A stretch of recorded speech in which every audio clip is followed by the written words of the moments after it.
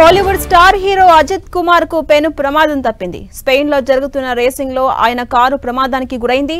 మరో కారును తప్పించిపోయే క్రమంలో ఈ ప్రమాదం జరిగింది. దీంతో అజిత్ వాహనం ట్రాక్ పై పల్టీలు కొట్టింది.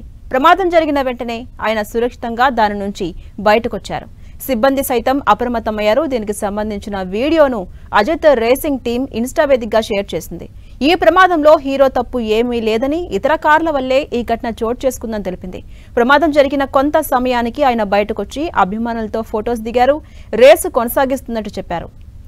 గడిచిన 2 నెలల గ్యాప్ లో అజిత్ కు జరిగిన రెండో ప్రమాదం ఇది. జనవరి నెలలో దుబాయ్ గ్రాండ్ ప్రీ రేస్ కోసం సాధన చేస్తుండగా ఆయన కారు గోడను బలంగా ఢీకొట్టింది. ఈ ప్రమాదంలో వాహనం ముందు భాగం డ్యామేజ్ కాగా ఇవాళ కూడా అజిత్ కుమార్ సురక్షితంగా బయటపడ్డారు.